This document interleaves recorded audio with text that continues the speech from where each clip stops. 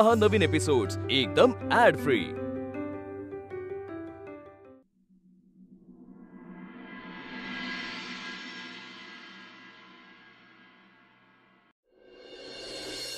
अमृत, yes, order. अमृतधारा, एक number कडक अमृतधारा, एकदम पाणीदार, आत्ता देतो। तुम्ही एकदा प्याल ना परत परत याल। आलोच। चंदूदादा, पेढा पेढा, वा वा वा वा, छान। कशासाठी ते तरी विचार। अरे मेल्या, हे तू सांगायचंस ना, मी मोठा आहे की नाही, मग मोठ्यांशी कसं वागावं तुला मॅनर्स नाहीयेत। Non sense. अरे तू मारतोस काय? तू सांगतो ना, गाडी घेतली मी, त्याचा पेढा आहे। वा वा वा नील, गाडी घेतलीस, झकास।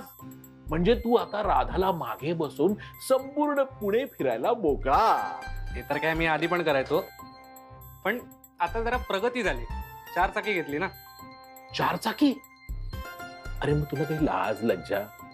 4 चाकी घेतली, एकच पेढा देतोस? अरे किमान 4 तर दे। ठीक आहे, 3 झाले, हे घे 4 आणि वहिनीला दे 4। वा वा वा वा वा, अभिनंदन अभिनंदन। पण मला एक सांग, तू गाडी घेतलीयस, अरे मग राधाच्या घरी जाऊन तिला फिरवायचं सोडून तू इथे अमृत तुल्ल्यावर काय करतोयस? मी जाणार होतो राधाकडे, पण बहुतेक ना ही बातमी सौरभ सरांना कळलेली दिसते। ते येत आहेत मला भेटायला, मग म्हटलं सौरभ सर येत आहेत तर त्यांना भेटू, पेढे देऊ आणि मग जाऊ। ओके, हे बघ सर आले। सर हे घ्या पेढा। अरे ए, तू पेढे वाटतोस? हा हो सर, मला प्रचंड आनंद झालाय, मला माझा इतका अभिमान वाटतोय ना। ठीक आहे, अजून एक घ्या। एकतर तू मला तोच पेढा 2दा देतोयस आणि अजून एक करतोस। मला अजिबात वाटलं नव्हतं की तू असा मुलगा असशील। असा म्हणजे? असा म्हणजे इतकं लाजिरवाणं काम करून असे पेढे वाटणारा। अहो यात काय लाजिरवाणं काम केलं मी? अरे तुझं लग्न व्हायचंय, विसरलास का? मी का विसरेन? आणि मुळात पेढ्याचा आणि लग्नाचा काय संबंध? अहो ऐका, माणूस आनंदाची बातमी देताना पेढे वाटतो की नाही, तसे मी वाटतोय। उलट आता मी कुठेही कसाही फिरायला मोकळा झालोय। इकडे इकडे इकडे ये। काय बोलतोस तू? तू एक नंबरचा अत्यंत हा मुलगा आहेस। तू राधाला आता घरात अडकवून ठेवणार आणि तू बाहेर मोकळा फिरणार। अहो सर, मी का राधाला घरात अडकवून ठेवीन? एक मिनिट, काहीतरी गडबड झाली। तुम्ही नक्की कशाबद्दल बोलताय? मला अक्कल शिकवू नको आणि असा चेहरा करू नको, कळलं ना? मला माहिती आहे तू बाप होणार आहेस म्हणून पेढे वाटतोयस ना। राधा प्रेग्नंट आहे ना। काय बोलतोस का सौर्या? तुम्हाला काय माहिती राधा प्रेग्नंट आहे? हे बघ असं करू नको। मी माझ्या डोळ्यांनी बघितलं तिला रिपोर्ट घेताना। काय रे, तुम्ही आजकालची मुलं इतकी धन्य आहात ना। मोठ्यांचे सल्ले घ्यायचे नाही, त्यांना काही विचारणं नाही, काही सांगणं नाही। तुझ्या मिस अनामिकांना माहिती का तुझे कारनामे? नाही नील, या बाबतीत मी तुला पाठीशी घालणार नाही। चल आत्ता तू माझ्याबरोबर राधाकडे चल चल चल चल। मी थांबतो गाडीशी, तू ये।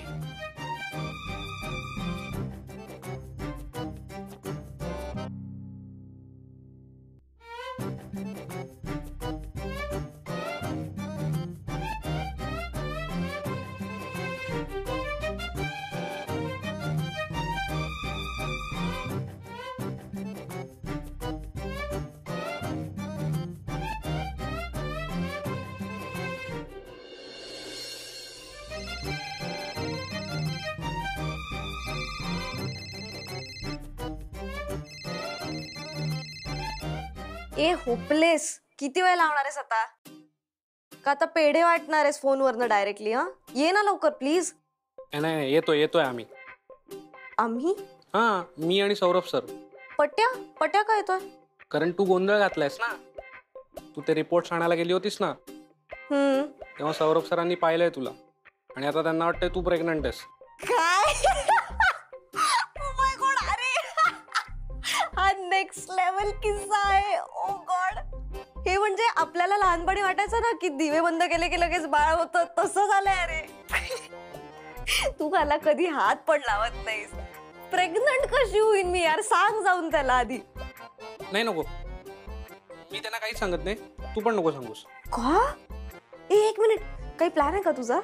अगं सौरभ सर किती खेचतात माझी, आपण पण त्यांची जरा गंमत करूया ना. म्हणजे एवी तेवी आता गैरसमज झालाय म्हणून ते माझ्याबरोबर तुमच्याकडे येत आहेत ना, मग त्या निमित्ताने सर आणि मॅम समोरासमोर येतील. मॅम आहेत ना घरी? हो आहेत. Neel, you are brilliant. I love you. मी पटकन सगळा सेटअप रेडी करते, तू ये घेऊन त्यांना. Okay, bye bye bye bye bye.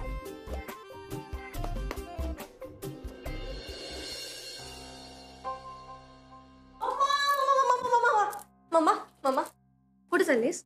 मी सामान आणायला चालले. तुला काही हवंय का? हो, सांग. राधे, सामान आणायला चालले, हवंय का विचारलं. अगं मम्मा सिरियसली म्हणते, मला तू हवीयेस. आज तुला सुट्टी आहे ना, मग आपण छान बसूयात, गप्पा मारूयात. थांब ना प्लीज. मला सगळी कामं राहतील. मग राहू देत. ऐक ऐक ऐक, मी ऑनलाईन ऑर्डर करते. प्लीज बस ना. नाही नको म्हणून मला 1 मिनिट, मला थांबवशील आणि स्वतः फोन घेऊन बसशील ना?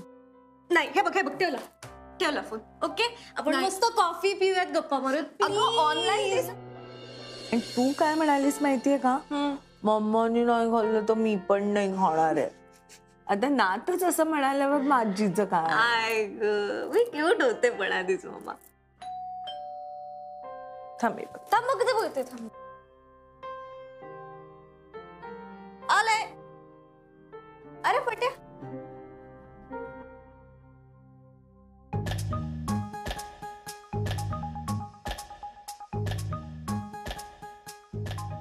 बस ना. नाही नको, मला जरा तुझ्याशी बोलायचं. बोल. इथे नको, आपण तुझ्या खोलीत जाऊन बोलू. चल. का बोलू ना इथे? मम्मापासून मी काही हाईड नाही करत. म्हणजे यांना माहितीये? ऑफकोर्स. ओ, तुला पण कळलंय का? मला कळलंय आणि मला प्रचंड राग आलेला आहे. इतके बेजबाबदार कसे काय आहात तुम्ही दोघे? बेजबाबदार असण्याचा काय मुद्दा आहे? We are adults, you know. कसले ऍडल्ट्स? लग्न करताना इतका तमाशा करताय, लग्न ठरवताना इतका तमाशा करताय, इतका विचार विनिमय करताय, इतका ओहापोह करताय, आणि हे चालतंय तुम्हाला? हे बघ, आता जे आहे ते आहे. तू हे इतक्या सहजपणे कसं काय बोलतेस राधा? पण 1 मिनिट, यात ऑड वाटायचं काहीच कारण नाहीये ना. माझं आणि नीलचं प्रेम आहे एकमेकांवर, आणि हा डिसिजन आम्ही एकत्र मिळून घेतलाय. तू हात सोड, नाही तर हात तोडून हातात देईन मी तुझ्या. हात सोड. नील, तू हात का सोडलास? का तर पट्ट्याने ठरवायचं आपण कसं वागायचं एकमेकांची ते. तुझं प्रेम आहे ना माझ्यावर?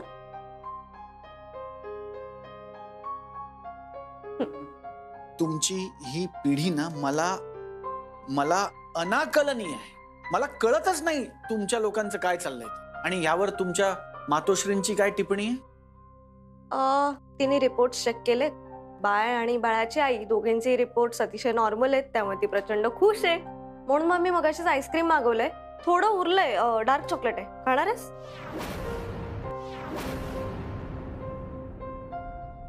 म्हणजे तुमचं सगळं ठरलंय. मला असं वाटतं की या घरात कोणाला कशाने काहीच फरक पडत नाही. हे दोघं न पट्याच्या साधेपणाचा पुरेपूर फायदा घेत आहेत. रमा काकूना तरी सांगितलंय का? एवढा हायपर का होतोयस? मी हायपर होत नाहीये. अरे तुम्ही दोघे अजून बाळात, तुम्हाला दोघांना अजून सांभाळावं लागतंय आम्हाला. तुम्ही हे कसं सांभाळणार आहात दोघे? हा काही खेळ नाहीये. हे कसं जमणार आहे तुम्हाला?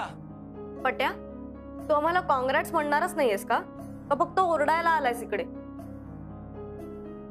मी ओरडत नाहीये राधा, मी ओरडत नाहीये. मला तुमची काळजी वाटते. हे पिक्चर मध्ये दाखवतात ना, टीव्हीवर दाखवतात, मालिकांमध्ये, चित्रपटांमध्ये, तितकं सोपं साधं आणि ऍडव्हेंचरस नसतं हे. खूप मोठी जबाबदारी आहे, खूप प्रेशर असतात, खूप ताण येतो, खूप करावं लागतं बाळा. तू तुझ्या आईला विचार तिला, तिने किती सोसलंय तुला मोठं करताना. आणि तुला कळायला लागल्यावर तूही पाहिलं असशीलच की हे दिसायला जरी खूप छान, गोड, साधं, सोपं असलं तरी हे सोपं नाही. हा, नील आहे तुझ्या बरोबर, पण हे सोपं नाहीये. पट्या, कसा आहेस रे तू? आपलं सगळं इतकं बिनसलं तरी राधा आणि नीलची तुला किती काळजी आहे, किती मनापासून विचार करतोयस त्यांचा. असं कोण करतं?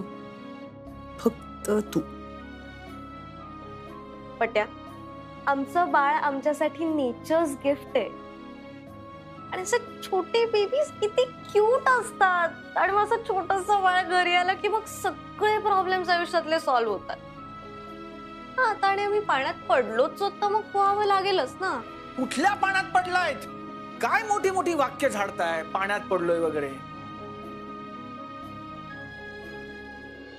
हा बघ, हा सौरभचा फोटो बघ ना, अगदी ताईच्या मांडीत बसलेला. हा सौरभच आहे. अगो, सारखा ना आपला ताईच्या मांडीतच बसलेला असायचा. सारखा आपला ताईच्या मागे मागे मागे मागे फिरायचा. लाडवा होता ग नुसता. आणि हा बघ, हा फोटो आहे ना, हा अगो तेव्हा ना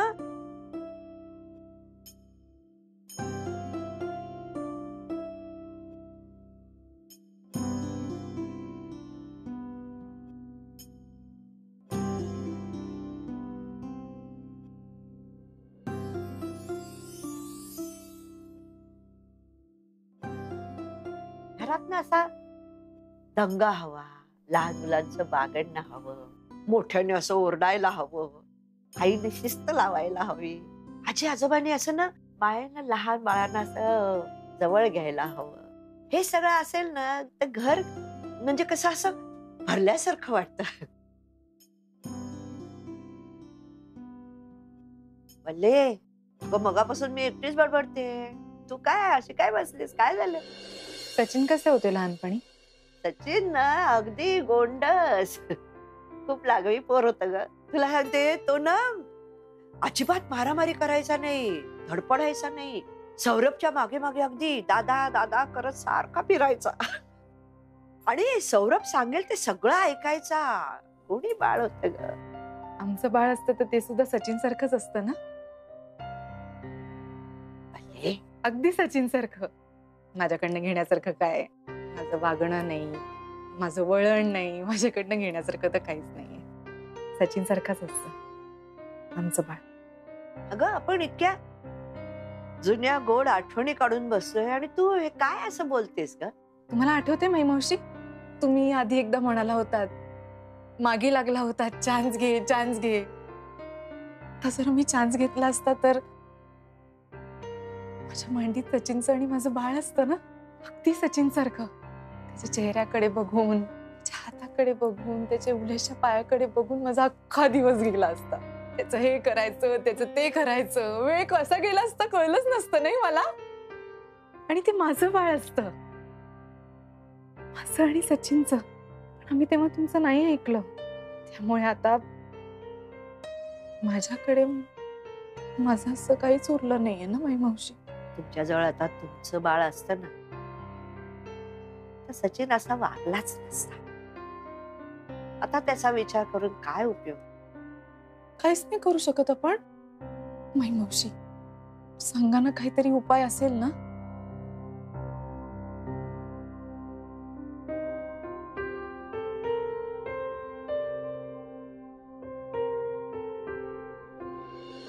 स्मार्टफोन वापरणार जनरेशन ना तुमची.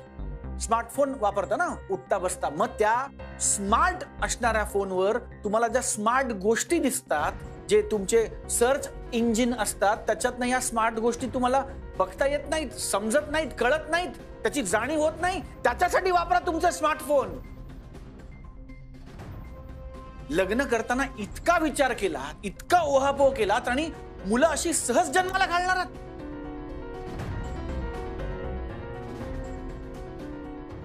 मी हात तोडून हातात देईना नील, तिला हात लावू नकोस. घ्या, इथे साधी हात लावायची हिंमत होत नाहीये माझ्या बॉयफ्रेंडची. आणि पट्या बघा कुठच्या कुठे जाऊन पोहोचलाय ते. राधा, मी तुला परत हेच सांगतोय की तुला वाटतंय तेवढं हे सगळं सोपं नाहीये आणि या वागण्याचं मी समर्थन करणार नाहीये. तुझे नाना आले ना पुण्यात आणि मला जाब विचारला, मी तुमची बाजू घेणार नाही. मी सांगणार नानांना, कान पकडा आणि झोडून काढा ह्याला. राधा, तू खूप मनस्ताप दिलायस मला या विषयावर. मला खूप राग आलाय तुझा आणि तू जगाला पेढे वाटतोयस. अहो सर, तू बोलू नकोस. हे बघ राधा, मला माहितीये तू सुजाण आहेस, समजूतदार आहेस, कायद्याने तू हे सगळं करू शकतेस, हे सगळं मला माहितीये बेटा. मी फक्त इतकं म्हणतोय की तू जे करू पाहतेस ते सोपं नाहीये बाळ. मला काळजी वाटते तुझी, म्हणून तुम्ही असंही म्हणाल की मी का काळजी करतो, मी कोण लागतो तुमचा, आपलं नातं काय, हे सगळं बरोबरच आहे. तुमचे पालक आहेत, ते बघून घेतील, हे सगळं कळतंय मला. हे पटत नाही.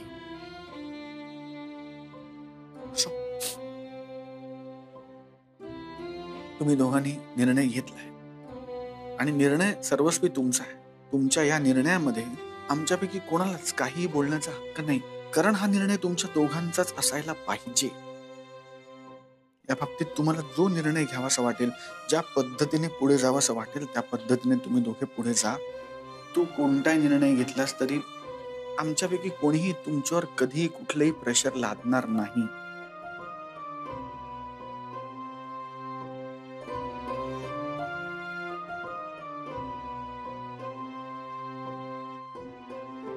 काय आहे तू? एक मिनिट, मी बोलतो. राधा, तुझा जो काही निर्णय असेल त्या निर्णयामध्ये मी कायम तुझ्या बरोबर असेल. खोलीच्या आत मी तुला ओरडीन, रागावेन, चिडचिड करीन, पण लोकांच्या समोर, समाजाच्या समोर मी कधी तुझा हात सोडणार नाही.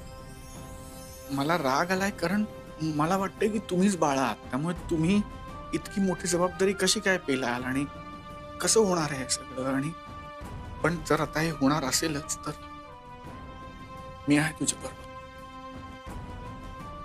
असंही मला मस्त मुलं सांभाळतात बरं का, माझं मस्त जमतं मुलांबरोबर, त्यामुळे मी कायम तुमच्या दोघांच्या बरोबर असेल. तुम्ही काय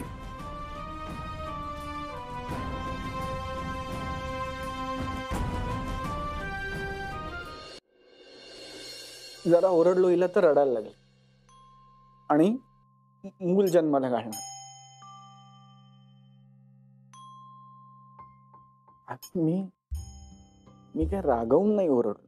मी ओरडलो की अगं तूच लहान आहेस आणि हे सगळं कसं होणार, आणि तू काही काळजी करू नको, मी आहे कायम. सॉरी, मी तुला एवढं बोलायला नको होतं राधा, माझं सॉरी. Sorry, thank you. नाही मी सॉरी. मला वाटतं तसं काहीही नाहीये. ते माझे रिपोर्ट्स नाहीयेत, माझ्या मैत्रिणीच आहेत.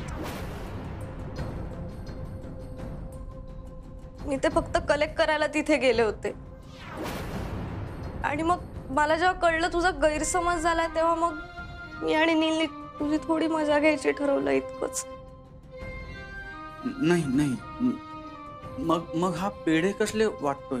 ते पेढे वाटत होत असते ते मी गाडी घेतली ना, म्हणजे जळगावला आई नानांना इकडे तिकडे जायला बरं पडेल म्हणून गाडी घेतली, त्याचे पेढे वाटत सगळ्यांना. लाजा वाटल्या पाहिजेत रे तुम्हाला. इतकं घाबरवलं मला, पाठ दुखते माझी, तेही विसरलो मी काही काळासाठी, आणि तुम्ही पार घाबरवलं मला. हिचं ठीक आहे, ही लहान आहे, तू माझी मजा घेतलीस. अहो मी प्रयत्न केला ना आता सांगायचा, पण तुम्ही माझीच मॅच्युरिटी काढलीत. मग सॉरी, मला मान्य आहे, मी जरा जास्तच बोललो तुम्हाला दोघांना, विशेषतः तुला. सॉरी, मी हे सगळं ऐकलं आणि मी पॅनिक झालो रे. अहो नाही सर, तुम्ही नका सॉरी म्हणू, खरंच आम्ही सॉरी म्हणायला पाहिजे. आम्ही सॉरी, खरंच आम्ही मजा उगीच जास्त ताणली. नाही, थट्टा मस्करी सगळं ठीक आहे, पण मी आत्ता तुला जे बोललो, मला मुलं आवडतात, मी तुमचं मूल सांभाळेन, मी कायम तुझ्या पाठीशी उभा आहे, तुमचं सगळं नाटक असलं तरी माझं बोलणं खरं होतं बरं का. मी आहे तुझ्या बरोबर. पट्या, थँक्यू. तू माझ्या पाठीशी खंबीरपणे उभा आहेस, ऐकून मला इतकं बरं वाटतंय आता. You have no idea. तुला माहितीये, मला कायम असं वाटायचं की माझ्या मैत्रिणींचे बाबा कसे कायम त्यांच्याबरोबर असतात, कायम सपोर्ट करतात त्यांना. मलाच कसा बाबा नाही. मला आज कळतंय मी किती लकी आहे,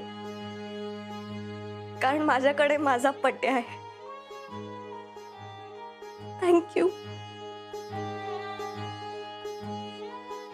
मला माहित नाही तुझा आणि ममाच्या रिलेशनचं काय फ्युचर असणार आहे, पण मला तू असाच माझ्या पाठीशी हवायस प्लीज.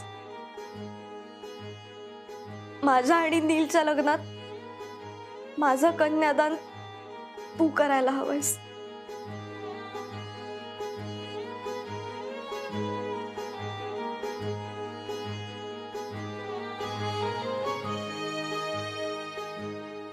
थँक्यू.